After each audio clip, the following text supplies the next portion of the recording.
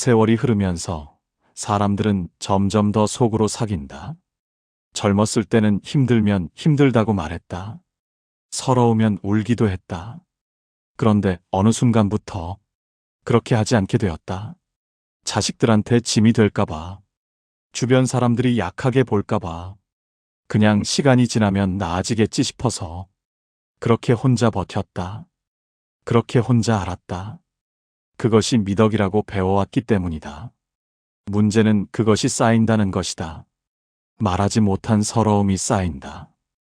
표현하지 못한 외로움도 그 위에 얹힌다. 억누른 감정들이 켜켜이 내려앉는다. 그러다 어느 날 갑자기 몸으로 나온다. 잠을 못 자게 되고 아무것도 하기 싫어지며 밥맛을 잃고 이유도 모르게 눈물이 흐른다. 그때서야 비로소 깨닫는다. 내 마음이 이렇게 아팠구나. 그런데 이미 깊이 골마 있다. 너무 오랫동안 들여다보지 않았기 때문이다. 노후의 마음의 병은 그렇게 조용히 아무도 모르게 찾아온다. 주변을 보라. 은퇴 후 할 일이 없어져 무기력해진 사람이 있다. 배우자를 먼저 떠나보내고 방 안에서 혼자 하루를 버티는 사람이 있다. 자식들이 자주 연락하지 않아 서운함이 쌓여가는데도 괜찮다고 말하는 사람이 있다. 이 모든 것이 마음의 병의 씨앗이다. 씨앗일 때 다루지 않으면 뿌리가 되고, 뿌리가 되면 뽑아내기 훨씬 어려워진다. 정약용은 흠음신서에서 이렇게 말했다. 병이 안에서 쌓이면 겉으로는 아무 이상이 없어 보여도 반드시 터지는 날이 온다. 마음의 병도 다르지 않다. 보이지 않는다고 해서 없는 것이 아니다. 다루지 않는다고 해서 사라지는 것도 아니다. 침묵 속에서 오히려 더 깊이 뿌리를 내린다. 이 말은 몸의 병을 넘어 감정을 오래 묵혀두는 사람에 대한 경고이기도 하다. 노후의 마음의 병은 나약한 사람만 걸리는 것이 아니다. 평생을 열심히, 묵묵히 자신보다 남을 먼저 챙기며 살아온 사람들이 더 자주 걸린다. 너무 오랫동안 자신을 뒤로 밀어왔기 때문이다. 지금부터 그 마음의 병을 어떻게 알아채고, 어떻게 꺼내며, 어떻게 다시 단단해질 수 있는지 함께 이야기해보자. 참고 견디는 것이 미덕이라 배운 세대가 있다. 바로 지금의 50, 60, 70세대다. 어릴 때부터 그렇게 배웠다. 힘들어도 내색하지 마라. 감정을 드러내는 것은 약한 것이다. 어른은 참아야 한다. 그 가르침은 틀리지 않았다.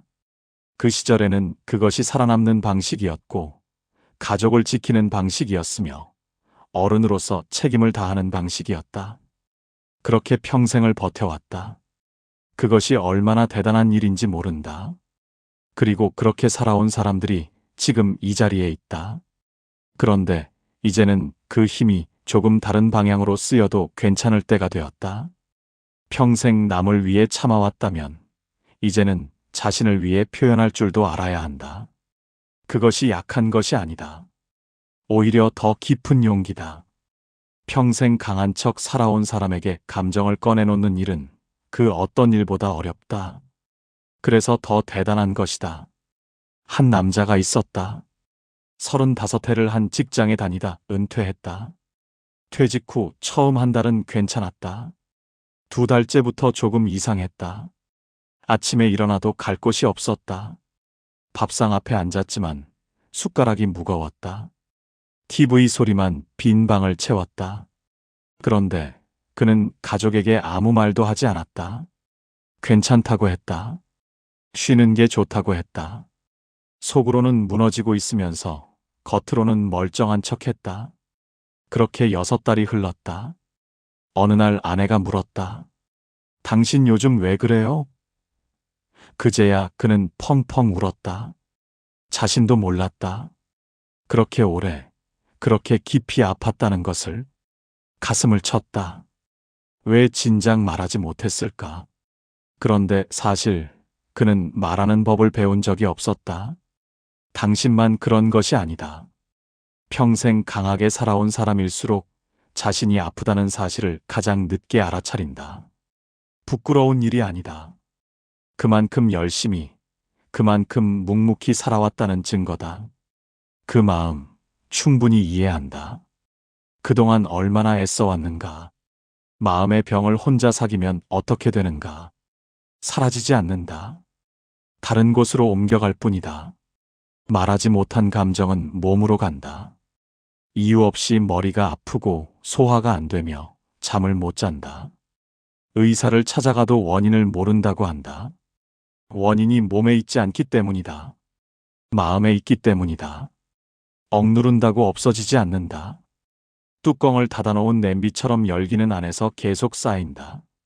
그러다 어느 순간 터진다. 예고도 없이, 준비도 없이. 그때는 혼자 감당하기가 훨씬 더 어려워진다. 거창하게 시작할 필요 없다. 먼저 자신이 아프다는 사실을 인정하는 것으로 충분하다. 속으로라도 나 요즘 좀 힘들다는 말을 해보는 것이 첫걸음이다. 아무것도 하기 싫은 날이 일주일 이상 이어진다면 그것은 게으름이 아니라 신호다. 이유 없이 눈물이 나는 날이 반복된다면 그것은 나약함이 아니라 경고다. 몸의 통증을 무시하지 않듯이 마음의 통증도 외면하지 않는 편이 좋다. 오늘 하루 자신에게 한 가지만 물어보라. 나 요즘 진짜 괜찮은가? 그 질문 하나가 당신의 마음을 살리는 시작이 될 수 있다. 마음의 병을 인정하는 것이 첫걸음이라면 그 다음은 혼자 감당하려 하지 않는 것이다. 한창 일할 때는 외로움을 느낄 틈이 없었다. 아침에 눈을 뜨면 출근해야 했고 퇴근하면 아이들이 기다리고 있었으며 주말에는 집안일이 쌓여 있었다. 바쁘게 사는 것이 당연했고 혼자 있는 시간은 오히려 사치였다. 그런데 인생 후반에 접어들면서 달라진다. 아이들은 떠났고 직장도 없어졌으며 함께 어울리던 친구들도 하나둘 멀어졌다.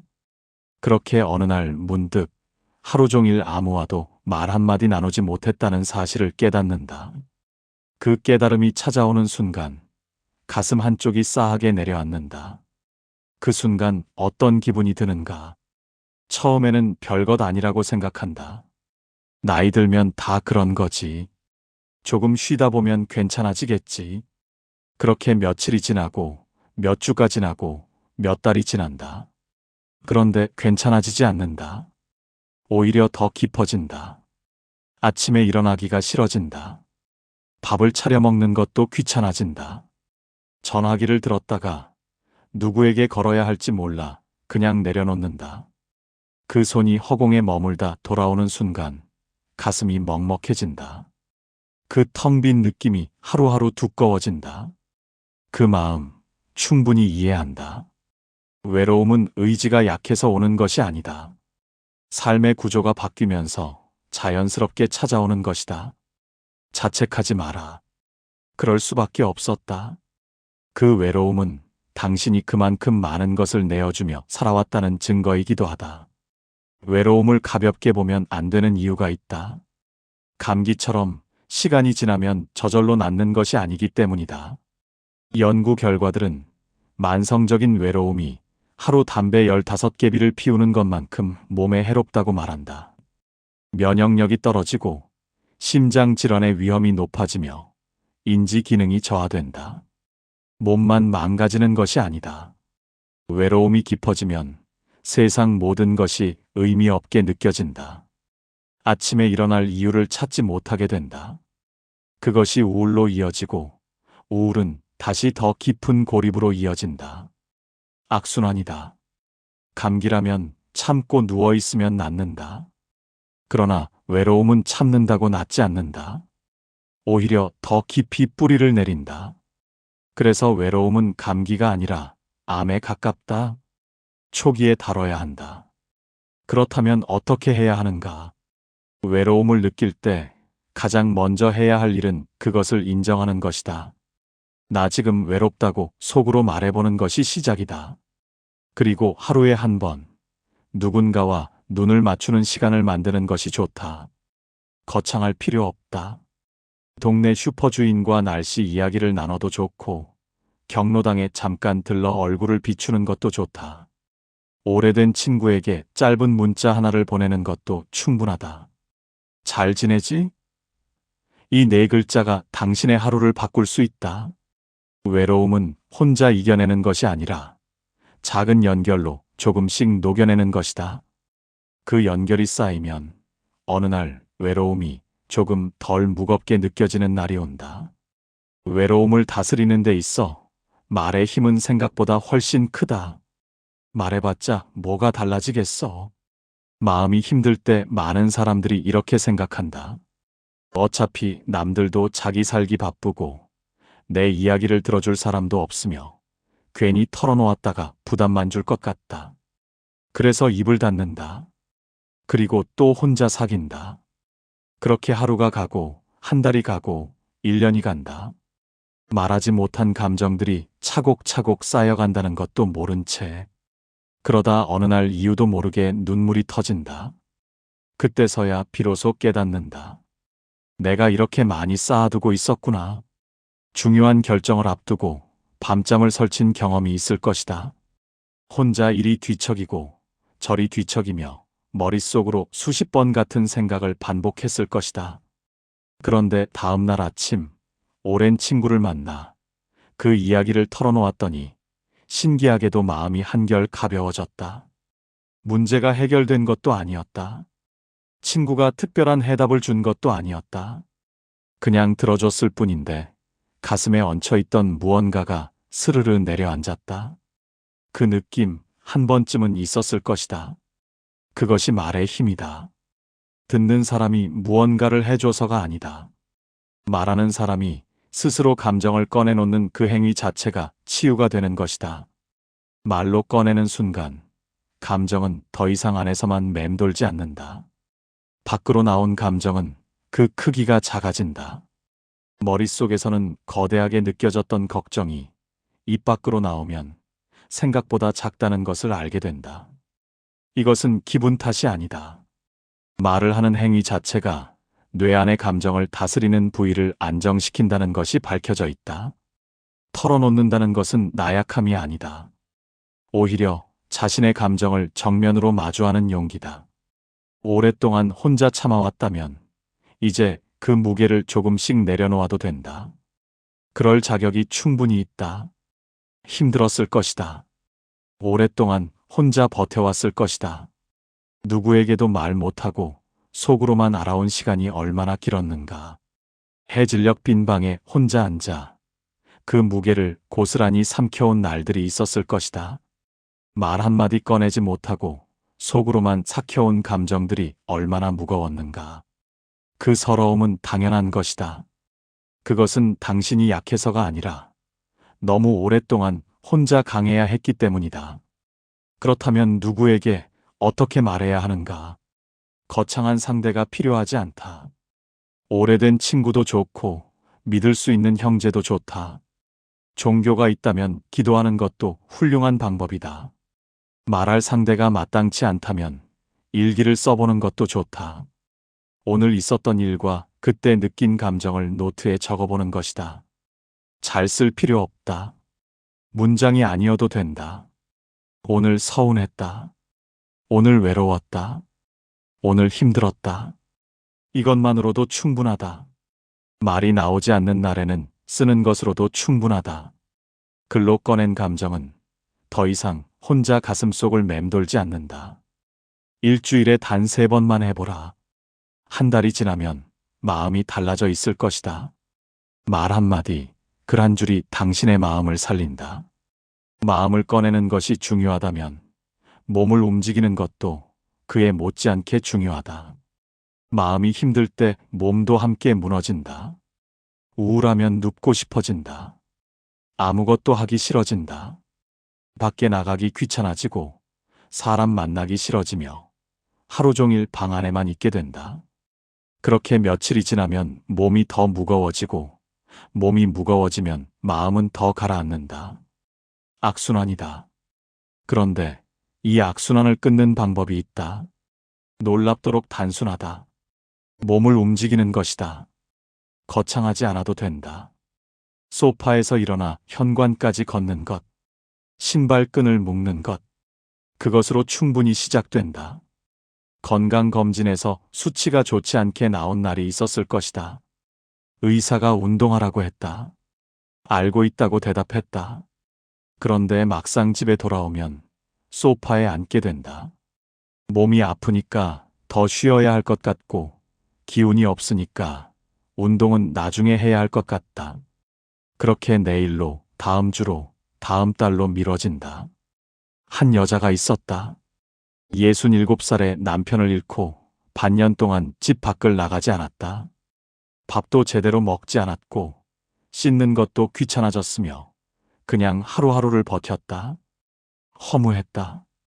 남편이 없는 집안이 그렇게 낯설고 텅 빌 줄 몰랐다. 그러다 딸의 권유로 아파트 단지를 한 바퀴 걷기 시작했다. 처음에는 억지로였다. 그런데 2주가 지나자 스스로 나가게 되었다. 한 달이 지나자 이웃과 인사를 나누게 되었다. 3달이 지나자 표정이 달라졌다. 문제가 사라진 것이 아니었다. 남편이 돌아온 것도 아니었다. 그런데 마음이 조금씩 살아났다. 몸이 먼저 움직였고 마음이 그 뒤를 따라왔다. 그 마음 충분히 이해한다. 기운이 없을 때 몸을 움직이라는 말이 얼마나 공허하게 들리는지. 그러나 기운이 생겨서 움직이는 것이 아니다. 움직이다 보면 기운이 생기는 것이다. 순서가 반대다. 그것을 알면 조금 다르게 시작할 수 있다. 몸을 움직이면 뇌에서 기분을 좋게 만드는 물질이 분비된다. 이것은 의지의 문제가 아니라 몸의 작동 방식이다. 슬픔도 무기력도 우울도 몸을 통해 조금씩 흘러나간다. 땀 한 방울이 마음속 묵은 감정을 함께 데리고 나간다고 생각해보라. 실제로 규칙적으로 걷는 노인은 그렇지 않은 노인보다 우울증 발생률이 현저히 낮다는 연구 결과가 있다. 몸을 쓰는 것이 마음을 살리는 가장 빠른 길이다. 거창한 운동이 필요하지 않다. 헬스장에 등록할 필요도 없다. 하루 20분, 집 근처를 천천히 걷는 것으로 충분하다. 구체적으로 이렇게 해보는 것이 좋다. 매일 같은 시간에 신발을 신어라. 시간이 정해져 있으면 핑계를 댈 여지가 줄어든다. 처음에는 10분도 좋다. 목적지 없이 그냥 걸어도 된다. 걸으면서 하늘을 올려다보고 바람을 느끼고 지나가는 사람에게 눈인사를 해보라. 그 작은 것들이 마음의 온도를 조금씩 올린다. 오늘 당장 신발을 신어보라. 현관문을 열어보라. 그것이 전부다. 몸이 살아나면 마음도 따라 살아난다. 움직임이 곧 치유다. 여기서 한 걸음 더 나아가 혼자 걷는 것보다 함께 걸을 수 있는 연결을 만드는 것이 마음의 병을 막는 더 깊은 방법이 된다. 해를 거듭할수록 관계가 좁아진다. 직장을 떠나면 동료가 없어지고 아이들이 독립하면 매일 얼굴 보던 가족도 멀어진다.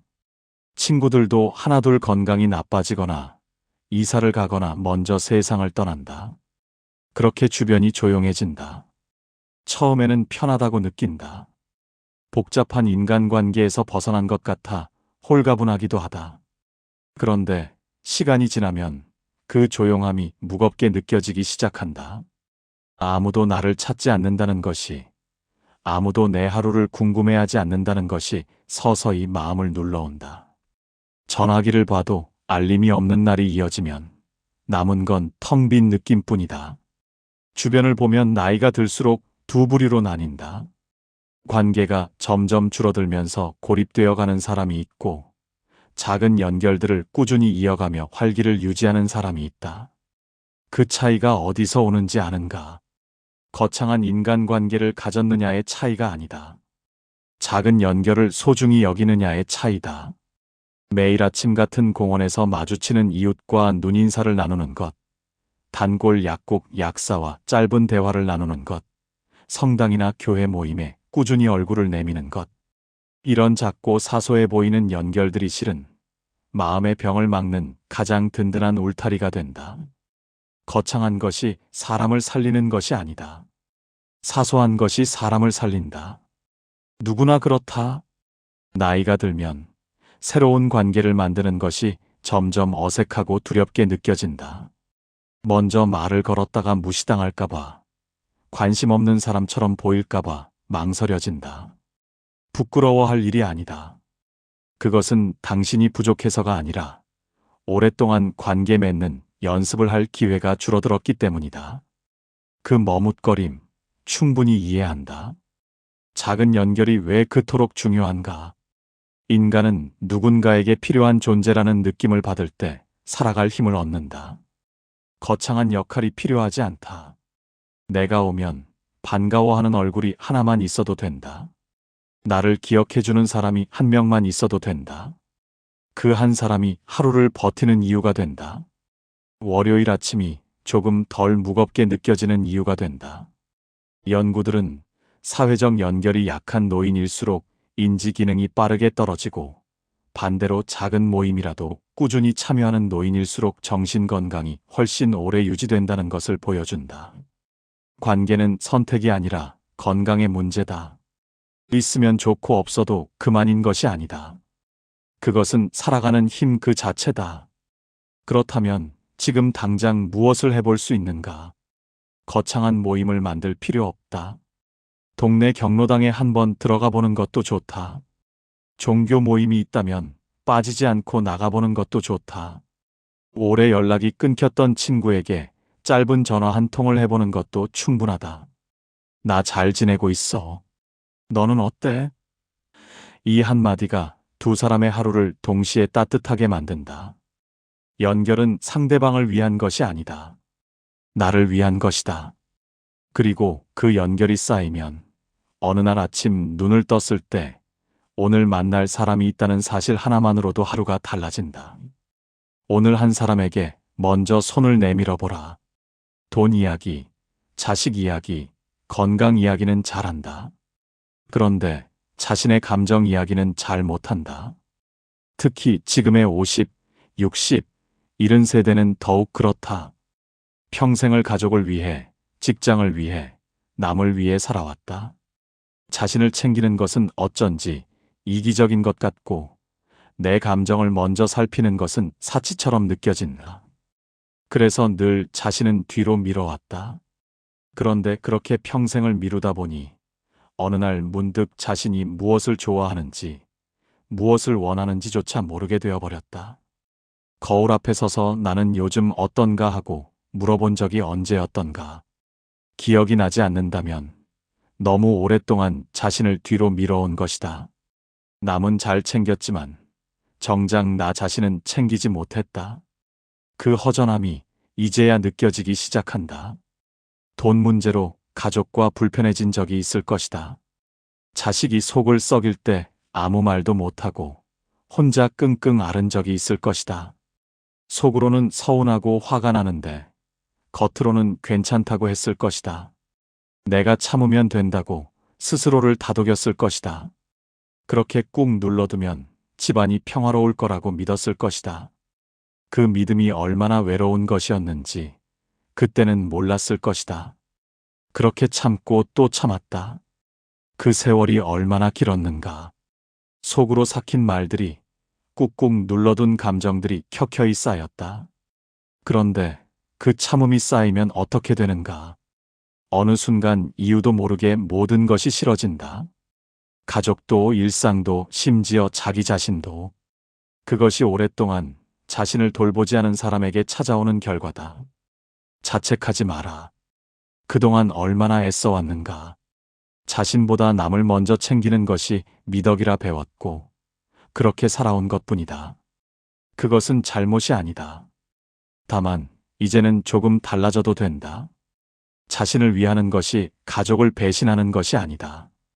오히려 자신이 단단해야 가족도 지킬 수 있다. 자신을 돌보는 것은 이기심이 아니다. 오히려 반대다. 자신이 건강해야 옆 사람도 돌볼 수 있다. 비행기에서 산소 마스크가 내려오면 옆 사람보다 자신에게 먼저 씌우라고 한다. 내가 쓰러지면 아무도 도울 수 없기 때문이다. 마음도 마찬가지다. 내 마음이 고갈되면 가족에게도, 친구에게도, 아무에게도 따뜻함을 나눠줄 수 없다. 빈 그릇에서는 아무것도 나오지 않는다. 억지로 쥐어짜낸 따뜻함은 오래가지 못한다. 자신을 먼저 채우는 것이 결국 주변 사람들을 위하는 길이기도 하다. 내가 괜찮아야 내 곁의 사람도 괜찮아진다. 그렇다면 지금 당장 무엇을 해볼 수 있는가? 하루에 딱 30분만 자신을 위한 시간을 따로 떼어놓아 보라. 좋아하는 음악을 듣는 것도 좋고, 따뜻한 차 한 잔을 천천히 마시는 것도 좋으며, 오래 보고 싶었던 책을 펼치는 것도 좋다. 누군가의 부모로서, 누군가의 배우자로서가 아니라 그냥 나 자신으로 존재하는 시간을 만드는 것이다. 처음에는 어색할 수 있다. 이렇게 쉬어도 되나 싶을 수 있다. 그래도 괜찮다. 그 30분이 쌓이면 하루가 달라지고, 하루가 달라지면 한 달이 달라진다. 자신을 돌보는 일을 더 이상 미루지 않는 편이 좋다. 당신의 마음은 그럴 자격이 충분하다. 이렇게 자신을 돌보기 시작한 사람들에게는 한 가지 공통점이 있다. 살다 보면 바닥을 친 적이 있을 것이다. 아무것도 하기 싫고 아무것도 의미 없으며 내일이 오는 것이 반갑지 않았던 날들. 그 시간을 어떻게 버텼는가? 거창한 결심이 있었는가? 아니면 아주 사소한 것 하나가 그날을 버티게 해줬는가? 마음의 병을 이겨낸 사람들에게 물어보면 대부분 후자라고 말한다. 좋아하는 음식 냄새였다고 하는 사람이 있다. 손주의 전화 한 통이었다고 하는 사람이 있다. 창문 너머로 들어온 아침 햇살이었다고 하는 사람도 있다. 그 작고 사소한 것이 그날 하루를 버티게 해줬고, 그 하루가 모여 한 달이 되었으며, 한 달이 모여 회복이 되었다. 거대한 의지가 사람을 살린 것이 아니었다. 아주 작고 보잘것없어 보이는 것 하나가 그 사람을 붙잡아 준 것이다. 그런 시절을 버텨낸 당신이라면 알 것이다. 회복은 한 번에 오지 않는다는 것을, 그리고 그것이 얼마나 외롭고 더딘 과정인지를. 주변 사람들은 다들 멀쩡해 보이는데 나 혼자만 가라앉는 것 같은 그 느낌. 왜 나만 이러나 싶었던 날들이 있었을 것이다. 입 밖에 꺼내지도 못하고 속으로만 삭혔을 것이다. 그 서러움은 당연한 것이다. 그것은 당신이 약해서가 아니다. 너무 오랫동안 혼자 버텨야 했기 때문이다. 누구도 그 길을 쉽게 걷지 않는다. 그렇다면 이겨낸 사람들은 어떻게 돌아왔는가? 그들에게는 공통점이 있었다. 첫째, 혼자 앓지 않았다. 누군가에게 털어놓았다. 가족이든 친구든 상담사든 일기장이든 상관없었다. 말로 꺼내는 순간 짐이 조금 가벼워진다는 것을 그들은 알았다. 들어줄 사람이 없다면 종이에 써도 된다. 혼자 머릿속에서 맴돌게 두지 않는 것이 핵심이다. 꺼내놓는 그 순간 가슴속 어딘가가 조금 열리는 것을 느꼈다고 한다. 둘째, 몸을 조금이라도 움직였다. 아주 조금이어도 괜찮았다. 소파에서 일어나 베란다까지 걷는 것으로도 충분했다. 기운이 생겨서 움직인 것이 아니었다. 움직이다 보니 기운이 생겼다. 몸이 먼저 살아나면 마음이 뒤따라온다는 것을 그들은 몸으로 배웠다. 바람 한 줄기, 햇볕 한 조각이 그렇게 사람을 살렸다. 셋째, 하루에 한 가지 작은 기쁨을 찾으려 했다. 맛있는 것을 먹는 것도 좋고, 좋아하는 노래를 듣는 것도 좋으며, 햇볕 드는 창가에 잠시 앉아 있는 것으로도 충분했다. 그 작은 기쁨이 오늘 하루를 버티게 해줬고, 그 하루들이 쌓여 회복이 되었다. 거창한 행복이 아니었다. 아주 작고 따뜻한 것 하나가 그 사람의 하루를 바꿨다. 이 세 가지가 전부다. 거창하지 않다. 특별한 용기가 필요하지도 않다. 지금 마음이 무겁다면 오늘 한 사람에게 전화를 걸어보라. 10분만 밖을 걸어보라. 그리고 오늘 하루 중 단 한 가지 작은 기쁨을 찾아보라. 그 세 가지를 일주일만 이어가 보라. 조금씩 달라지는 것을 느끼게 될 것이다. 마음이 가벼워지는 날이 온다. 회복은 멀리 있지 않다. 오늘 내딛는 아주 작은 한 걸음 안에 있다. 정약용은 18년이라는 긴 유배 생활 동안 단 한 번도 자신의 마음을 방치하지 않았다. 강진 유배지에서 그는 혼자였다. 벼슬도 없었고 곁에 가족도 없었으며 언제 풀려날지도 알 수 없었다. 차가운 방에서 홀로 붓을 들던 그 밤들이 얼마나 길고 무거웠을지 짐작조차 하기 어렵다. 그러나 그는 무너지지 않았다. 제자들을 가르쳤고 책을 읽었으며 편지로 자식들과 마음을 나눴다. 감정을 혼자 사귀지 않고 글로 꺼냈고 사람과 연결하며 버텼다. 몸을 부지런히 움직이며 하루하루를 채워갔다. 그렇게 500여 권의 공부의 결실을 남겼다. 그것은 단순한 성취가 아니었다. 어떤 상황에서도 마음을 돌보는 일을 멈추지 않은 한 인간의 치열한 기록이었다. 그의 삶이 우리에게 묻는다. 당신은 지금 자신의 마음을 돌보고 있는가? 마음의 병은 나약한 사람이 걸리는 것이 아니다.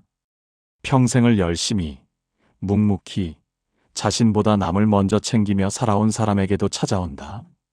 그것은 부끄러운 일이 아니다. 숨겨야 할 일은 더더욱 아니다. 혼자 앓는다고 해서 낫지 않는다. 꺼내야 작아지고 연결해야 버틸 수 있으며 움직여야 살아난다. 당신이 지금 힘들다면 그것은 당신이 오랫동안 너무 열심히 살아왔다는 증거다. 이제는 그 마음을 돌볼 차례다. 정약용이 강진의 차가운 방에서도 마음을 놓지 않았듯이 당신도 오늘 하루 자신에게 조금 더 따뜻해지기를 바란다. 당신의 마음은 그럴 자격이 충분하다. 오늘의 이야기는 여기까지입니다. 끝까지 시청해주신 여러분, 진심으로 감사합니다. 저희 정약용 인생조언은 앞으로도 당신의 삶에 빛이 되는 소중한 한마디를 전해드리겠습니다. 구독과 좋아요로 마음을 나눠주세요.